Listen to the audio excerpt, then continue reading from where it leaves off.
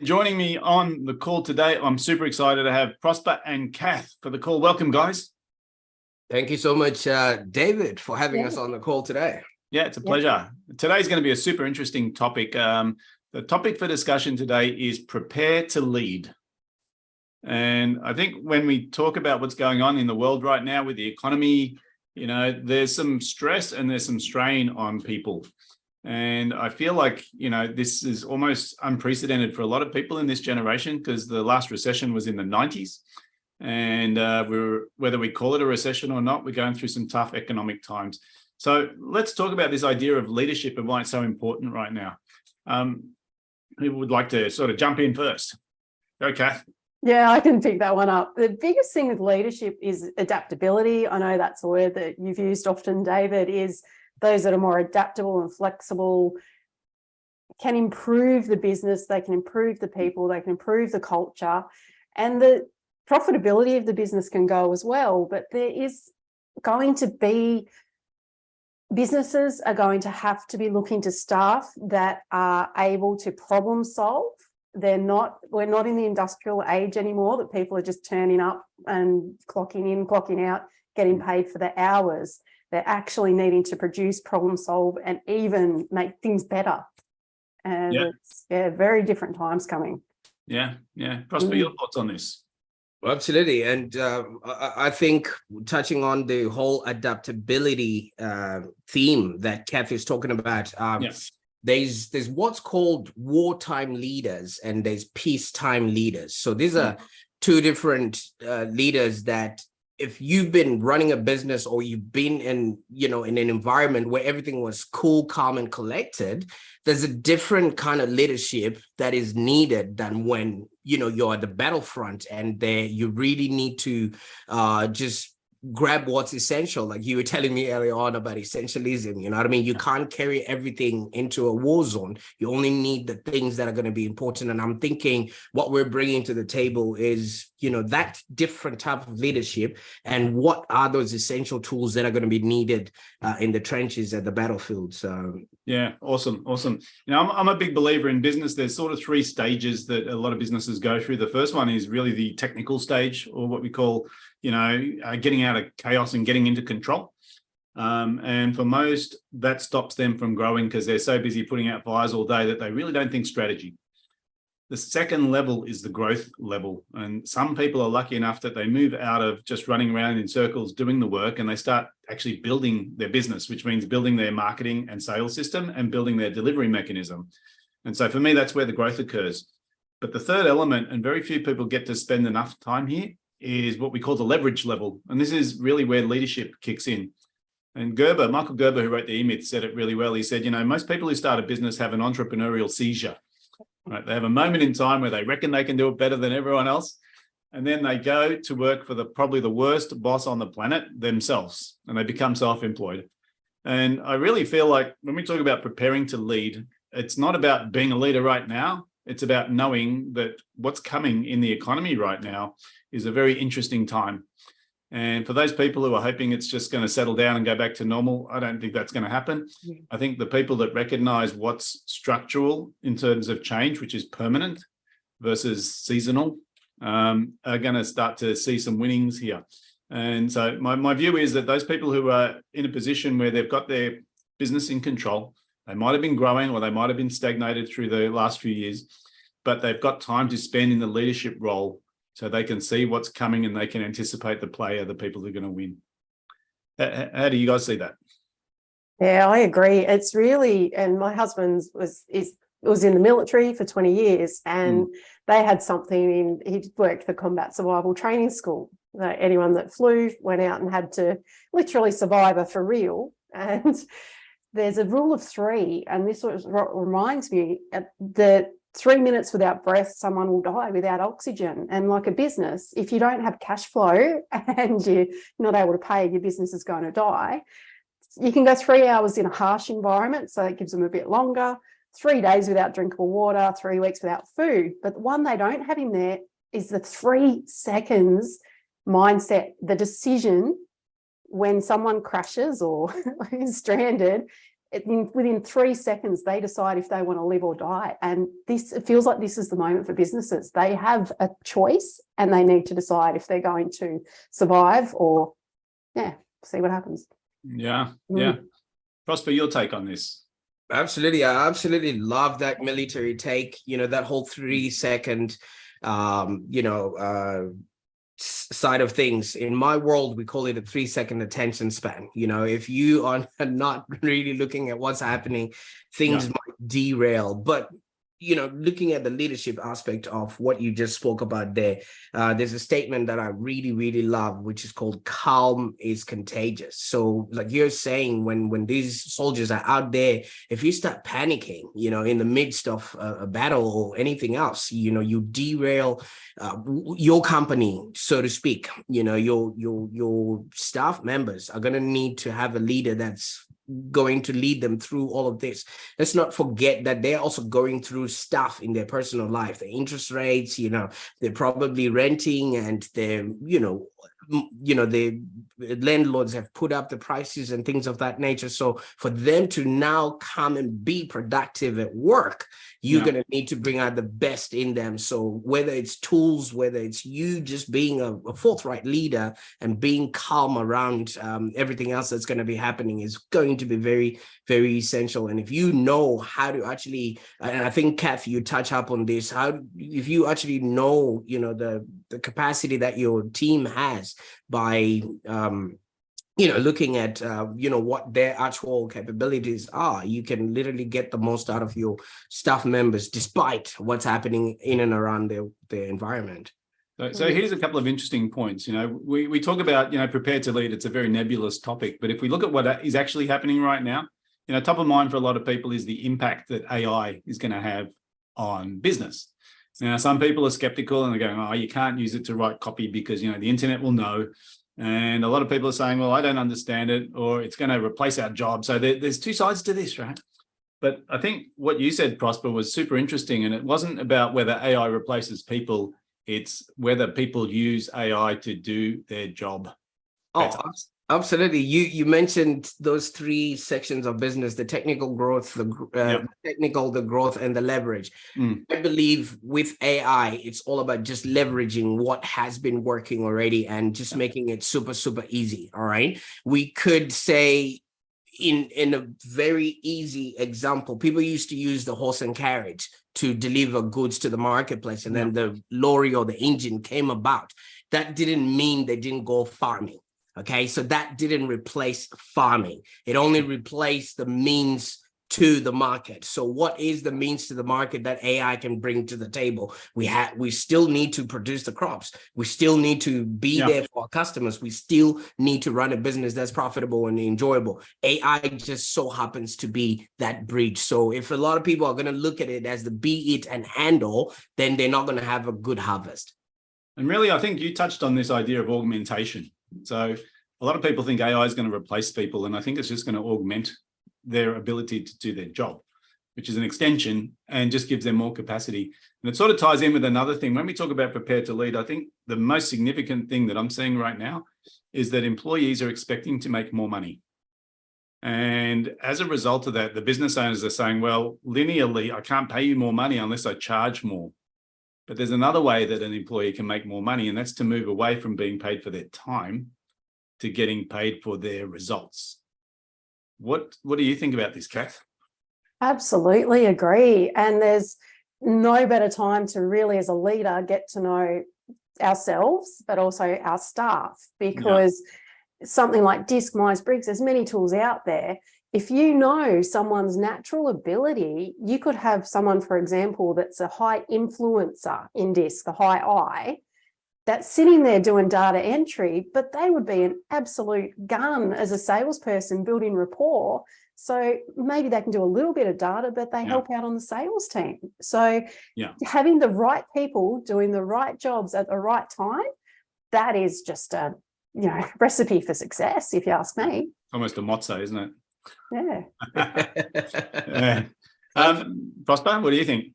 Yeah, no, it's quite interesting, really shifting from the hourly rate to a performance-based model. You will notice that, let's say you're running a business and maybe video happens to be a component of what you want to produce as a content outlet. But if you hire a video producer and you're only creating one video, maybe a day or a week or a month, what are they doing throughout all this time? So, you could then utilize them either as a content writer or somebody who's engaging on your socials and really expanding on those videos instead of them twiddling their thumbs to just wait until you've produced a video or whatever it is, your means of production, you know what I mean? So yeah, or you could just hire somebody who just comes in for that specific role, and then they actually just, make use of their expertise and they go on and, go where they're actually needed, where in the words of today, where they're actually essential. So, yeah. Super interesting, because I think, when we think about wages and getting paid per hour, this is really an industrial age legacy, right? Because in those days, we needed people on production line. They needed to show up at 7 a.m. They needed to finish at 3, because if they weren't standing at the machine couldn't produce. We're so far beyond the industrial age now. We've moved into the information age and the communication age. And so now what we're starting to realize is that we don't need people to stand on production line. We need people to produce.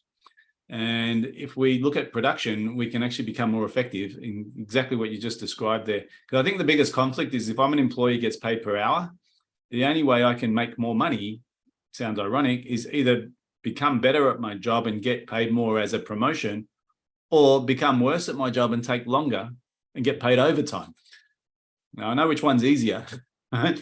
And we have a tendency to then have to micromanage people because they're taking too long to do things because they're not encouraged to finish things quickly. So it puts the onus on the business owner of efficiency, not on the employee. The whole idea of moving to performance-based then put people on the same side. Absolutely. I believe there's also, going to the military reference, taking ownership, if you're playing in a team, if you take ownership of your output, all right, you then are the person that's accountable for that. All right. If you're playing in a team, if you're the striker, your goal, your role within that team is to shoot goals. And if that doesn't happen, you're not going to look at the goalkeeper and say, hey, why didn't you score goals? All right. So I think that's where leadership now comes in, when we can actually start activating our teams so they perform to their more optimist, if that's a word, to the optimum, and really leverage their skill set. And if they're not the person for that job, maybe we can actually start fostering a culture of continuous learning, leading them towards the right kind of production. Not only is that going to create productivity within the business, but can you imagine the mindset of that person when they go back to their home and they're happy because they feel that whatever their contribution is being, realized and being appreciated? Because at the end of the day, we had 2 years of people just sitting at home being told they're not needed, and now they're showing up at the jobs that nobody needed them for. Can you imagine what that is doing to their head and productivity and things of that nature? So if we can be leaders and then sport where we're missing capacity and then upskill our team members, I think a lot of us will actually skate through this whole impending time without even having noticed, because we're literally leveraging the people we already have without having to look elsewhere. Yeah. And we talk about this a lot. And one of the biggest myths about business, right? To me, business is super simple, right? Find a problem that people are prepared to pay to solve and then solve it for them. And if you keep that in mind as your primary objective as a business, then you can adapt to the economy, you can adapt to the environment, you can adapt to the country, you can adapt to the technology. And I think often people are thinking, I want to keep things the way they are. And I think evolution of us as humans is going to happen regardless of whether you want to keep things the way they are. There's elements that will stay. Humans are always going to be human and they're always going to want to communicate with each other. But now we have 1,000 channels that we can communicate. And people are now saying too much noise. I don't want to get on social media. I don't want to hear anymore. Well, they still need to connect, don't they? And so I think preparing to lead to me is literally saying I need to carve some time out of my busy schedule to actually try and read the play. and try and understand what this economy is going to do, not only to my business, to my industry, to my country, to the world, right? Because when we start to read the play, then we can be in the right place to catch that ball, as you mentioned. You know, really, when we think about team sports, you know, and when you said that, it reminded me, my kids used to play Auskick, right? And I know, and the first game was hilarious because we went out there and they all jumped into the football field, and it's like a little herd of sheep running around with the ball in the middle. And the problem is, there's no one to kick the ball to because they're all in the herd. And then sooner or later, one of the kids works it out and they go, I should stand back a little bit and call out, kick it to me. And then they start to realize there's positions, and positions require us to actually be disciplined about what our role is and make sure that our teammates understand how to work with us rather than everyone just chasing after the same thing. And I think prepare to lead is literally about understanding what is the play coming up in business and how do I prepare my team and myself to make sure that I optimize my business so I can not only survive this, but actually use it as a leverage point to grow. What are your thoughts on this, Kath?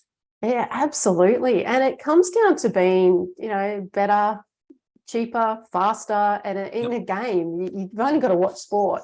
And some teams just have such rapport and connection. Everyone knows their job. They get the ball, boom, boom, boom. It's at the other end, and they've scored. And the other team's scratching their heads wondering what's happening. So, and it's one of those things that when people know what their role is and that it's clearly defined, and that's something that, to be honest, is lacking nowadays. It's a bit like, hey, you turn up, do your work, and, you know, let me know if there's a problem. If it can be more defined, it can work much, much better. And people are in their comfort zone. You don't stick a defender in an attacking forward line. If they're a goalkeeper, which I was, by the way, in hockey goals, and that, you know, I could do wing, but I could not do attack. I was not comfortable there. So why would we put people in positions that they're not comfortable? Put them where they're going to shine. And the team, my favorite acronym is together, everyone achieves more. And that's what we're aiming for. That's what a leader does. And this is your space, Kath, because I know that you work with getting teams to be dynamic and actually communicate effectively. And I think the problem isn't just putting the right people in the right role. It's about how they actually communicate with each other. Because what you touched on with a team that's successful is they don't look like they're communicating better. They just seem to be intuitively connected with each other. And it looks easy, right? And when a team makes it look easy, you know, there's a lot of background training and a lot of, you know, leadership that has actually got them to that point. And I think that's the missing element, that a lot of people are still looking for this magic answer and it'll be over. And I think this is not over. This is actually prime time. For people who now say, hey, a messy economy actually produces lots of opportunities, and those people that are ready for them, they don't have to look hard, right? Because we're not in a competitive environment anymore. We've got people falling away because they can't sustain their business anymore. Those businesses are going to close down, go up for sale, get rid of their employees, get rid of their customers. And there's a theory called last man standing, which means if everyone around you is falling apart and you've got cash in the bank, you're in a good position. Yeah, and it's a good time for acquisition, those that want the growth and the leverage, and team building comes into that acquisition as well. You're really having to know who the new players are when you acquire a business. So, So, look, I'm mindful of time, and, you know, if we wanted to summarize this and really get an opinion from you guys, when we talk about prepare to lead, what do you think the top 2 or 3 things that, from your perspective, a business owner should be doing right now? What do you think they might be? Very good question. I would say absolute communication. Know yourself, but know how to flex and communicate, because when things aren't done, when people are opposing you, it's because it hasn't been delivered in a way that it gets through to their gatekeeper quite easily. So learn how to deliver things to different types of people, which involves knowing yourself. But also pause, stop, get off that treadmill or hamster wheel or merry-go-round, whatever you want to call it. Stop and reflect and make some planning time. Yeah. For me, like planning time, I think people don't spend enough time planning, because it's not about the plan, it's about the planning. It's the planning process, and it's the communication with the team. It's not sitting there and a leader typing out a document and going, here's the plan. It's the communication in creating the plan and involving your team at the early stages so they're on the same page. Awesome. Thank you. Prosper. Fantastic. It's all about team cohesion, fostering whatever innovation that you can to really create the value that you want to be known for in the marketplace. I mean, this is we've had a safety net that was, you know, keeping us out of harm's reach. But some people chose to use that as a hammock. So if you want to jump on as a future leader, you really want to stand up and show your people that we're here, and lead them to the next realm of what we're going into. Yeah. Top 2 tips for you, Prosper. If you're going to give someone action items out of today's call, what would you tell them?